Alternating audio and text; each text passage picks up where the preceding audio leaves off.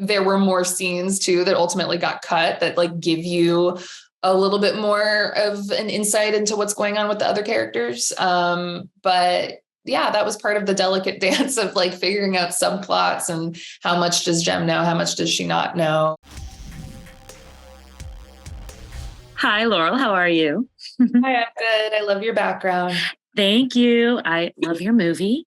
And as I was rewatching it, it just struck me to ask, what was the process of coming up with Jem's dance and with the church worship dances in general? Was that something that you guys worked together? Did you have a choreographer?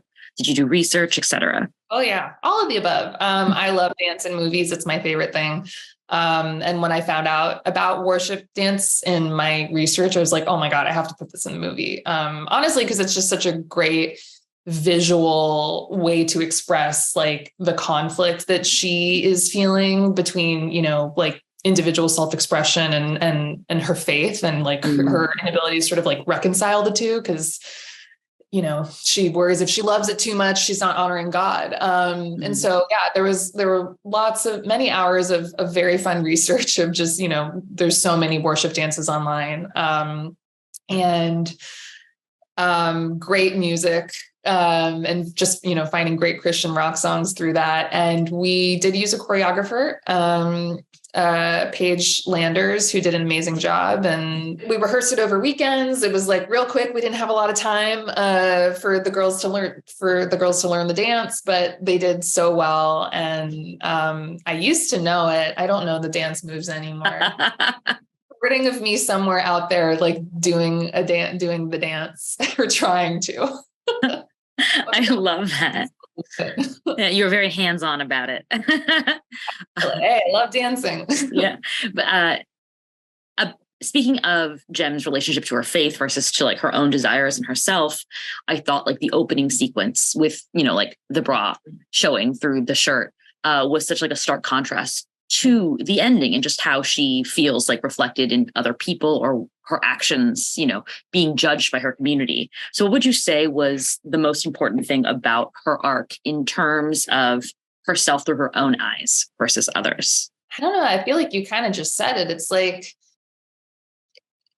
I guess I can relate it to her faith too. Like I would say she always has faith throughout the film. And if anything, it strengthens over the course of it because she starts to define what her relationship is with God versus what the church tells her that it should be.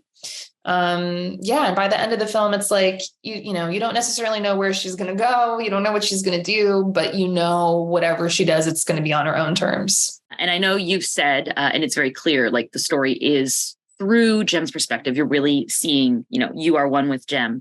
But how much did you, as the creator, have in your mind everything going on with everyone else? Because you see like little glimpses, only what Jem sees, right? How much more do you know beyond that? A lot.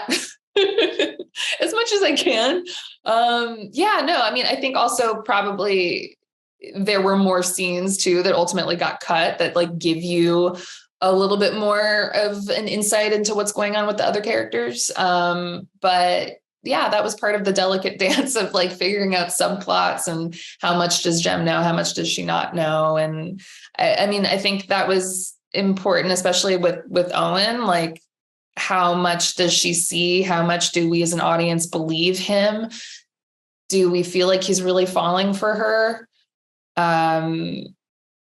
And what is motivating him? Those were conversations, that Lewis and I had tons, and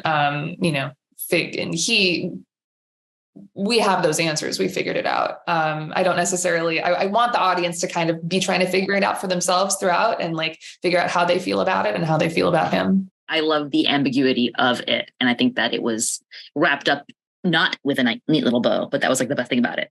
So thank you so much. You did a wonderful job and have a wonderful day.